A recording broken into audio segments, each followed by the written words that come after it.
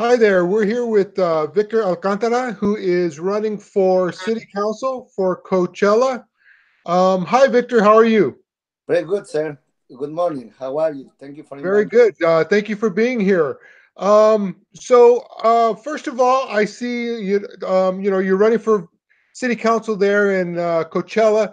Um, is this is how many people are you running against Well, it's two seats available, and right now it's four people running for those two seats. for those two seats? Okay.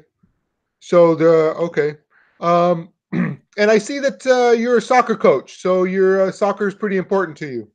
Well, yeah, mostly soccer and sports. We have a lot of young people right here, and they have a lot of talent, not only in sports, baseball, softball, football, but we don't have the we don't have any support for our local leaders, and also we don't have a sport programs, strong sport programs, and I want to provide sport programs to my community, to the young people.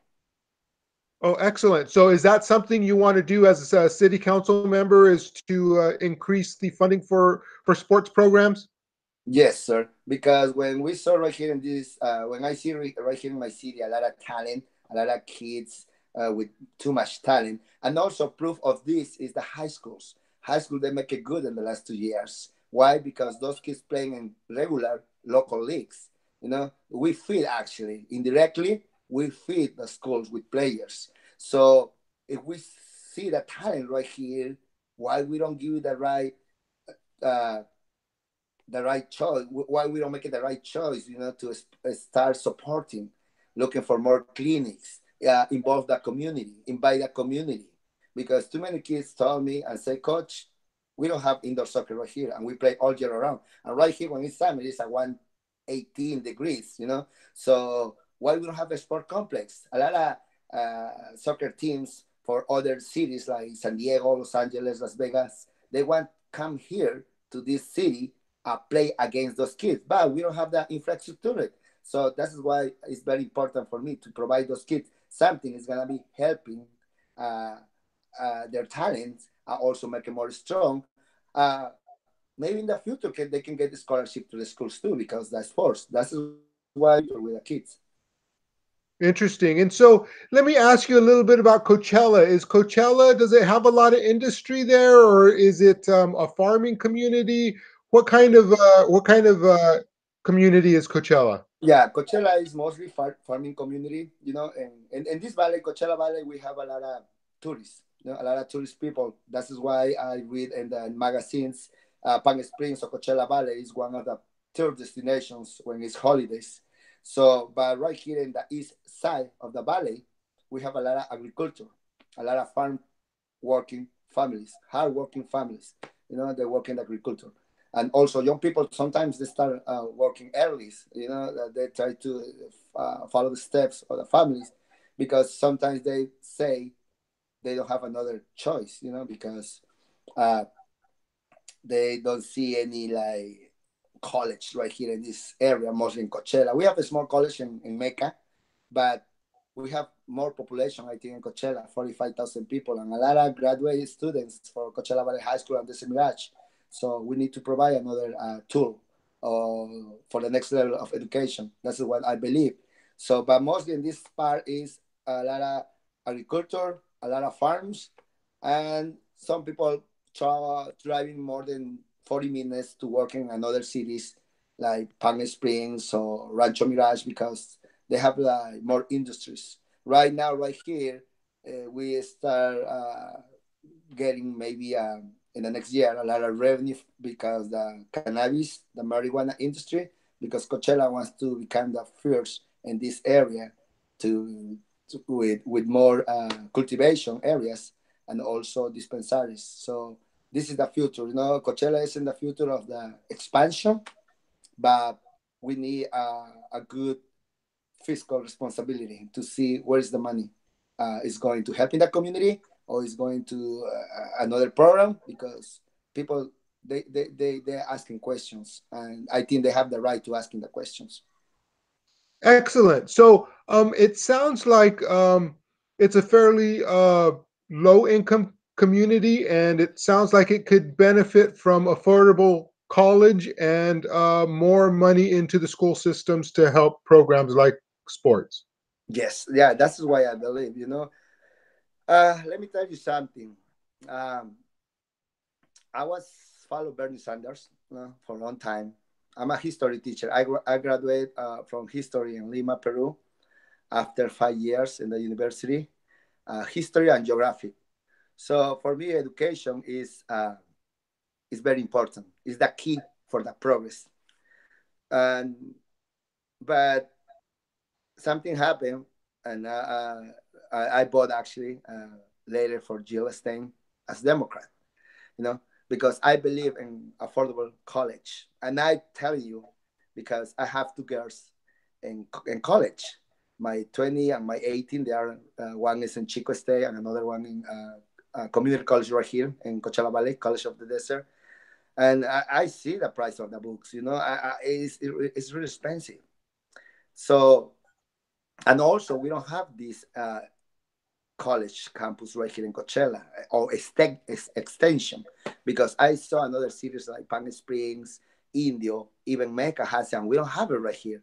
You know, maybe with that money we can provide a good scholarships for our kids to get into the college, because I think the process for the affordable college is coming from the top, but we can give you some help right here as local government. Excellent, excellent. And so, one thing you think is very important is fiscal responsibility. You want to know that money's going to the right place and being accounted for properly. Can you talk about that? Yes, well, uh, I want to I want to tell you this. 4 years ago, in 2014, we passed a Measure U right here in Coachella, and the Measure U, it was, when those city leaders, they start promotion, start talking about the Measure U. They was talking about increase the 1% and the sales taxes, because before we was paying 7.75. Now we pay 8.75 in sales taxes, right? And supposed to be the money, it was for public safety, it was for communities, parks and recs. And before that's funny, because before we have only four deputies, and now we have only three. So when I was walking the different communities, a lot of people asking me for those small parks. They're always in the corner of the neighborhoods, and they say, "What happened with the money for the Measure U?" Because the city officials, they come to the neighborhoods and they say, "Oh, you want to get fixed in this park? We're going to charge you extra." And I say, "Why they say that? If we passed the Measure U in 2014, and the money is supposed to be, it was for those to fix those parks in the neighborhoods. Where is the money for for public safety? Where is the money for parks? Because that's another point right here, another issue. The city charges a lot of money to the non-profit organizations, to the like soccer clubs or soccer leagues. You know, in 2012, the soccer leagues, they start paying like $12,000 per season, and each season is like 6 to 7 months. From 2012 until the last year, those leagues almost, they was paying close to $60,000 from 12,000. And when they say we charge you, because we asking, that's why I'm start doing this, because I was attending the city council meetings, try to understand why they raised, why they increased the fees every single year, because it was coming from 12,000 to 27,000 to 36,000 to 48,000. The last year it was close to 60,000. And I'm a taxpayer and I pay my money, and I think some of my money go to the parks too. And also the city have a budget, $700,000 I think so for parks, and also they charge the leagues. So this is my question. With no leagues, still the city, they need to use the budget, the money for the budget to make a good maintenance. So why they charge a lot of money? And that's what people say. Where is the money for Measure U? Because the money for Measure U, it was going to parks too. So that's when I talking about fiscal responsibility, because people, They need answers. They don't know where's the money. So uh, I think they make a couple mistakes. Try to investment money in some sport programs, but they actually they waste our money. I'm talking about different organizations because they try to run their own soccer league, but it was failed. Because if you want to do something right here in Coachella, first you need to go outside and ask the residents. If something working in another city doesn't mean it's gonna be working right here too, because it's different. So that's the way that those politicians, the local politicians, they forgot. They forgot about asking the people, asking the community. Not only few people, not only their people, no, the whole community. And that's why I feel proud to tell you. I was walking the last Tuesday. It was close to 580 houses, and you know what? People told me, Victor, you are the first candidate coming to my house in person and for the past 5 years, you know, and that means too many things in my mind, like, wow, that's why I don't want to spend a lot of money in this campaign. I wanna invest a lot of energy and a lot of talk. And people over there, what I found right now is people over there outside, they want to be listening, they want to talk. And sometimes when I walking and I with other soccer players or soccer coaches or people from community, uh, I say, we are going to finish this neighborhood in 3 hours. And they told me, oh, I don't think so, maybe in 1 hour. And I say, watch. And that happened. Every door I knock, we spend more than 20 minutes talking. And that's good because, I got all this energy from that people. Sometimes it's 10 o'clock in the night. I walk in since 7 o'clock because sometimes it's hard right here. We finish already like 8:30, 9. you know some of those people have to work next day. The people walking with me, they leave. And when I saw like 5 6 house only to finish that neighborhood, I continue working, I continue talking. So yeah, I mean, and that's the people always asking for their money because we saw too many buildings right here. They're talking about progress right here, but this is the problem. We have a CBS, we have a Del Taco, we have a Taco Bell, we have a lot of things right here in the city, but we don't see the progress in our pockets because every single year we have to pay a lot of money in taxes, property taxes. The water bill is high right here, high more than other cities. The swiper truck tickets too. It's not about how much money they charge, it's about where is the money, because they're charging like 60, 75. Now they increased to $87. So but we don't see our money in our streets. It's a lot of streets that are really ugly. It's a lot of streets with no illumination.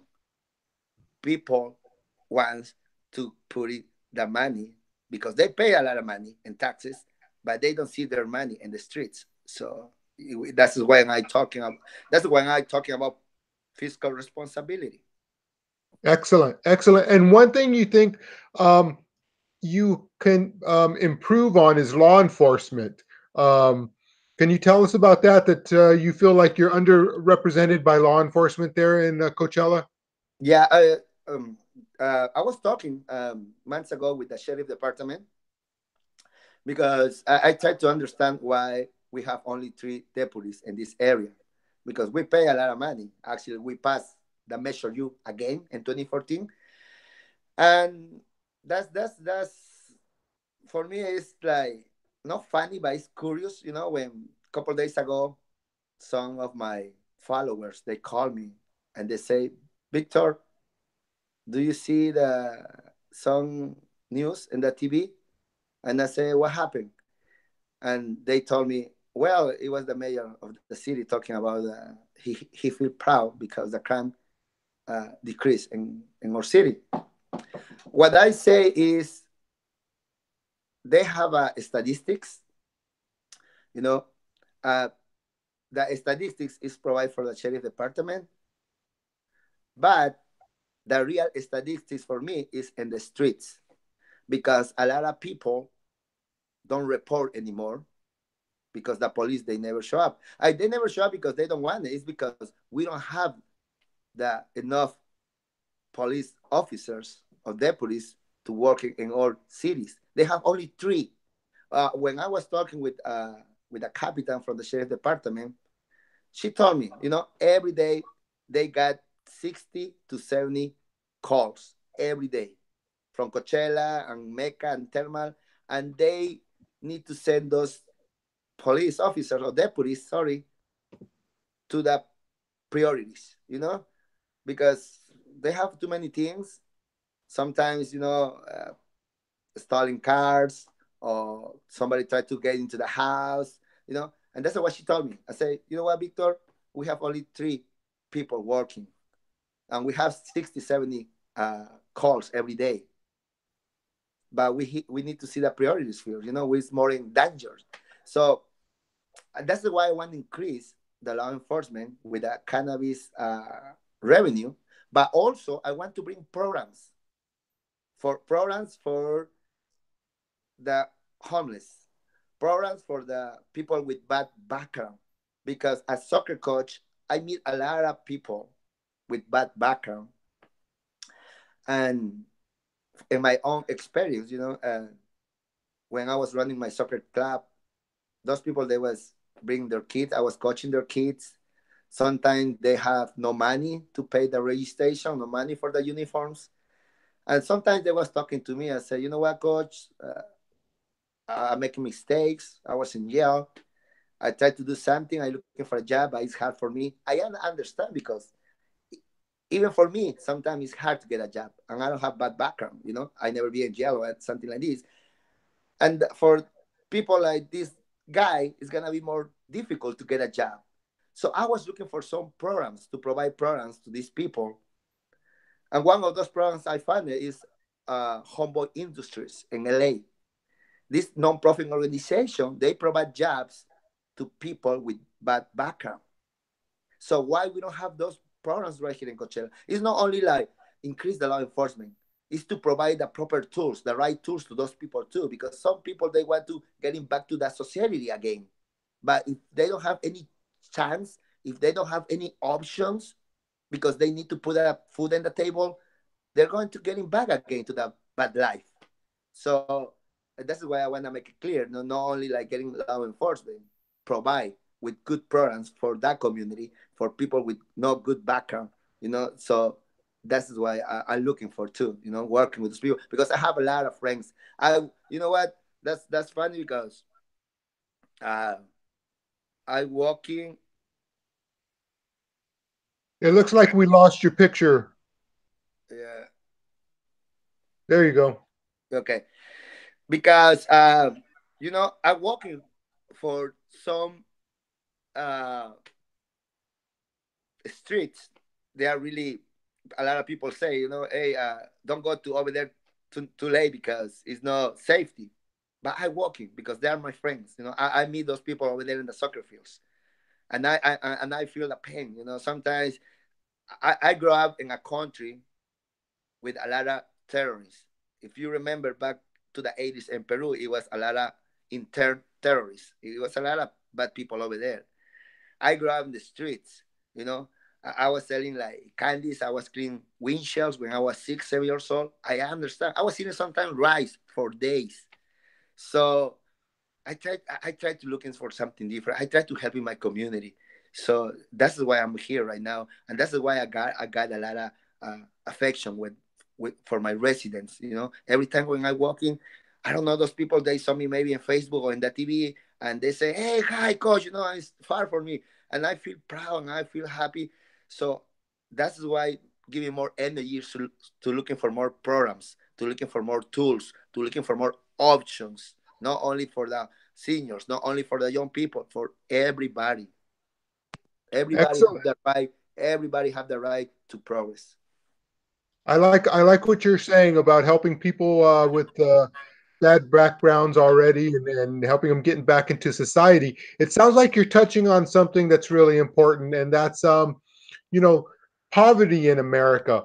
What about affordable housing in your city? What is that like there, and how can you affect that?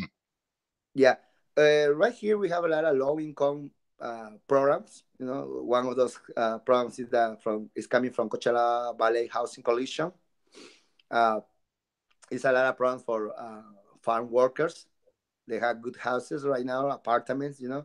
They got the funds, but we need to start looking for the taxes because a lot of people, they pay a lot of money in property taxes.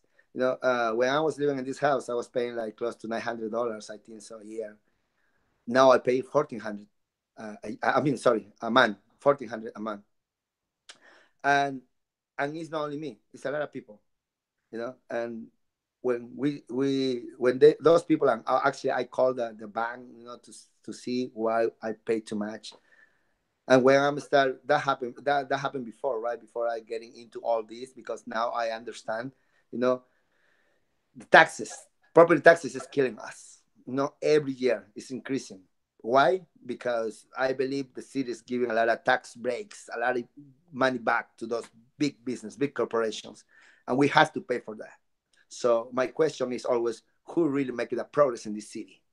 Because we pay every single year for and property taxes. It's coming more and more.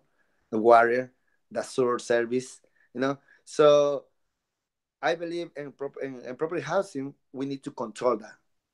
We need to control that. It's the only way we can get houses that pay getting more high every single month, every single year. And that's what people outside, they are upset too. They are really upset because they say, how that's possible? We pay a lot of money. So how those business help to us if we have to stay paying more and more money every year? We don't have a school right here. We don't have a college right here. We don't have a police officer right here.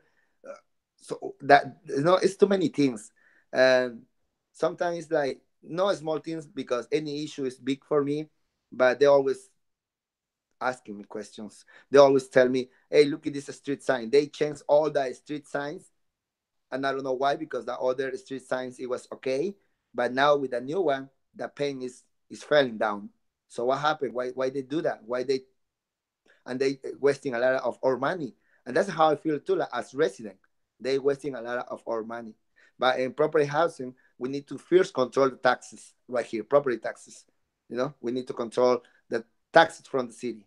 And I believe we can control that, not giving a lot of money to those big corporations, like the tax break. They're going to give it to this new hotel right here in Van Buren and 48, $25 million for the next 20 years. It's a lot of money, and people are not happy. They are unhappy outside right now about it.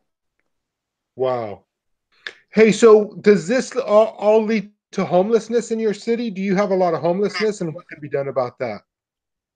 Yeah, we got actually, it was months ago, like 6 months ago, it was a homeless camp right here in Coachella.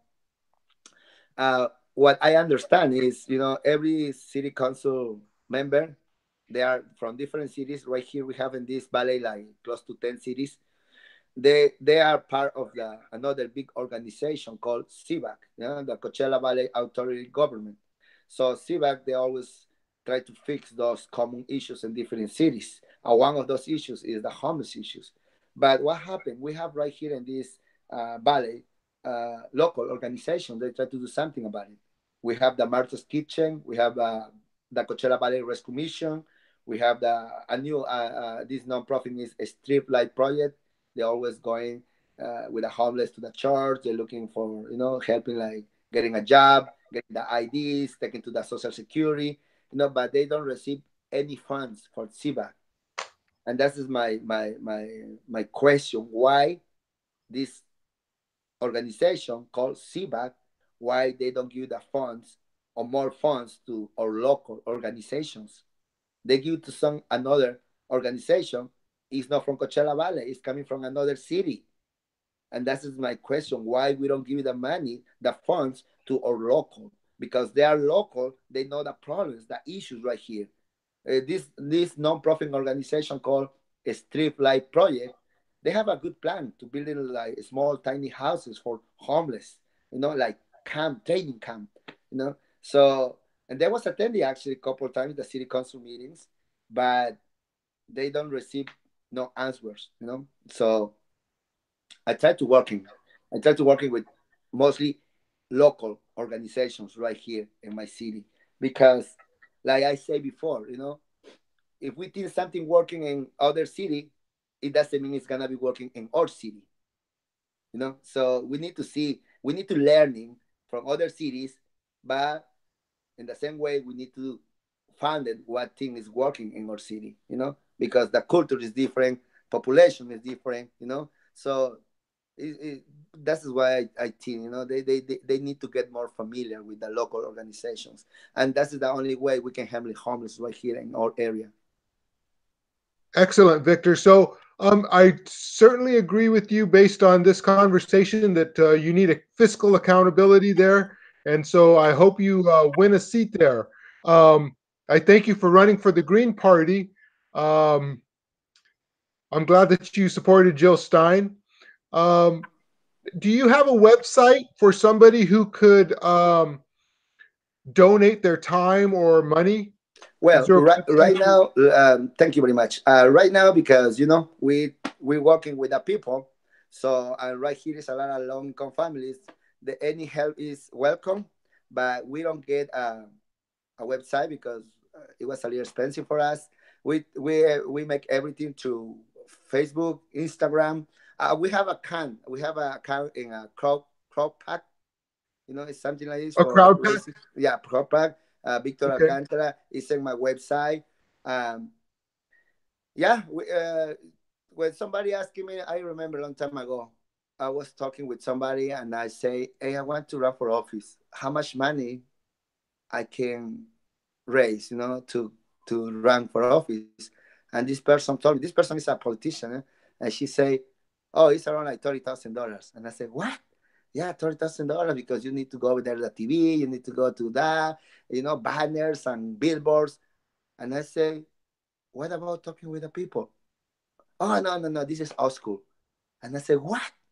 What old school?" I mean, that's the best way to get it close to the people, that make it trust, that make it something special. Because when before in elections a long time ago, when I was driving my city, I saw all those smiling guys, smiling faces, and I was thinking, like, I don't know who is this guy. I'm not like other some people. They always vote because somebody else tell them, but not in my case, because when I vote for somebody, I want to see with what people they are tied.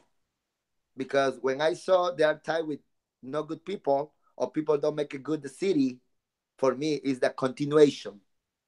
So that is why every time when I see somebody running for office or for president or for Congress, I try to look into the past. What people there around there. What people support this person, and that's the why I'm making my decision to vote. So that's the why our campaign. I think we spend less than $4,000 less, because everything is donation. We have meetings in my house, and a lot of people bring barbacoa. Or another guy make a rice, frijoles. It's beautiful to see that people acting in this way. Nobody say, "Oh, we need to fund." No, actually, I was thinking to do a car wash, but somebody telling, "No, Victor, car wash, no, because it's take a lot of your energy. So we are going to donate." That's why a small business support me.